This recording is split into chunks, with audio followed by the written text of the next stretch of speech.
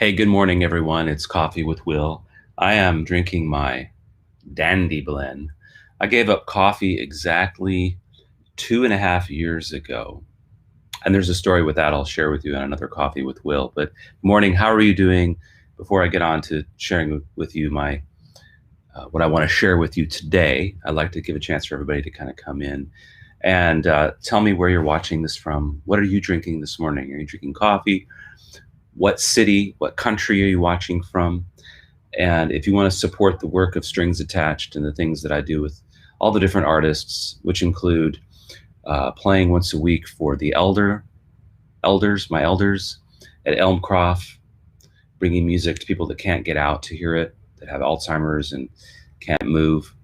If you want to support that work, if you want to support the creation of new musical works that will be enjoyed by people all over the world, if you want to support our work with Strings in the Woods, where we take folks out into nature, we get them re-excited about being out in nature and about helping protect our biosphere through the projects we do with stringsinthewoods.com. You can check that out, stringsinthewoods.com.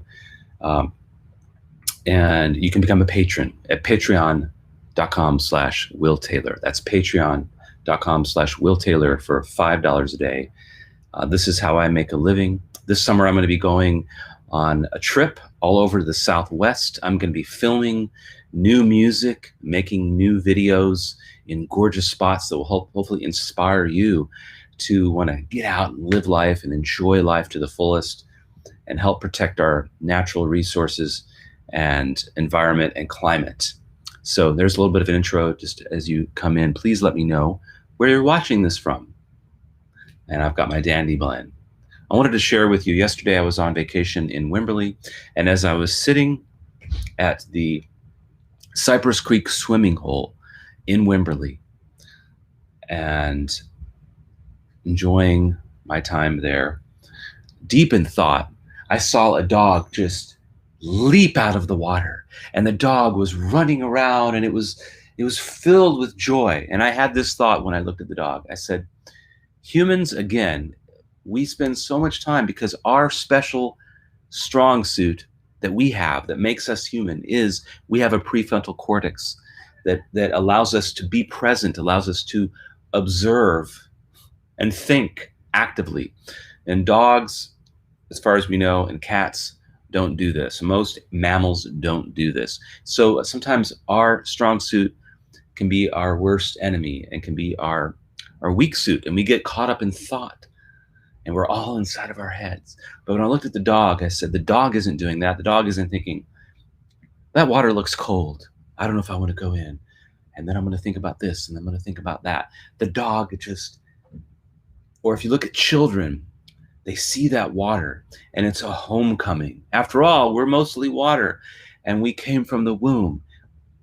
And the dog and the children, they just dive right in, and they feel that joy with the water.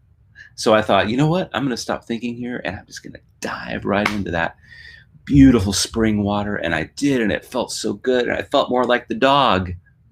So how many times in life can we be more like a dog when we can stop overthinking things and just frolic, just be happy? And when you start moving your body like a dog and you start feeling cheerful, right? Then your brain starts to feel that way too. When you start moving your body, when you get that movement moving. So I'm doing it right now as I talk to you. So think more like a dog sometimes. Yeah, the dog is, another thing I love about dogs is that how many dogs do you know that are just like this no matter how old they are? They could be at the end of their lives and they're wagging their tail and they're like, let's go in that water. I might be 15 years old, but I'm ready to frolic. And maybe you're the human owner and you're worried, don't want to get him too excited. These joints are too, are not working great, or this or that is not working great. Well, the spirit of the dog, the excitable dog, usually remains, no matter what the age is. What can we learn from that? Dogs don't think about it. Cats don't think about these things. Now, of course, a cat is another state of mind. A cat is a perfect example of poetry in motion, of conserving energy, right? So many times in our lives, we can think about what is our spirit animal, or what is our animal? What's an animal that we wanna move into? We want to move into a cat consciousness where we conserve our energy, and we come back and we be aware of our senses, and we conserve our energy. Or do we want to be a dog and we want to frolic and jump out into the environment and feel what's coming in from the environment? In this case, it was this beautiful Spring Creek, Cypress Creek in Wimberley, Texas. So what do you guys think about that? I know that as humans, most of us can agree, I would think, that we might have a tendency to overthink. Why do we overthink? Because we're trying to predict the future. We're trying to understand what it is that we need to understand. In other words, to make a step before we make a step. We want to be smart. We want to work smart. We want to act smart. We want to interact with and have smart relationships. We want to have our interactions be good. So we spend time analyzing, taking in that data. I'm not saying that that isn't good, but can we learn when it might be too much? Can we notice when we might be overthinking and decide to just jump, decide to just frolic, decide to just meditate, just write the piece of music, write the darn piece of music. In my case, hope you have a great day. There's my Coffee with Will message.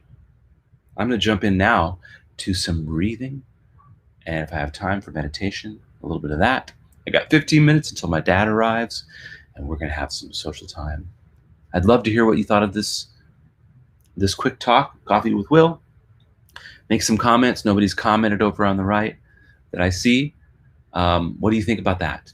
And please become a patron of the work that we do with Strings Attached. Patreon.com/Will Taylor. What are the benefits? If you go there, you'll see all the benefits. Some of the benefits are you'll get to hear music that only patrons get to hear, that I don't release. Oh, did I wake you up, Jan? How you doing? Well, it's 9:45 a.m. Hope you have a great night, Jan. And I hope that you'll meditate with me soon, even if it's just at another time and you watch one of my videos. We'll see you soon. Look forward to sharing that music with you for only patrons. So become a patron, patreon.com/Will Taylor. We also do house concerts. We're doing house concerts all over the United States and maybe eventually all over the world. If you're interested in a house concert, tomorrow we're traveling to San Angelo, where we're going to do a house concert, San Angelo, Texas. All the information on how to do this. All you need to do is get 20 or more friends together, and all the information how to do this and have fun and have a social event with live music and support musicians in a way that is sustainable, folks. Yes. Get 20 or more folks together. Go over to StringsAttached.com and we'll come to you doing house concerts all over the United States. Take care. Have a great day. I'm closing this stream and hope you keep moving and getting excited with your day.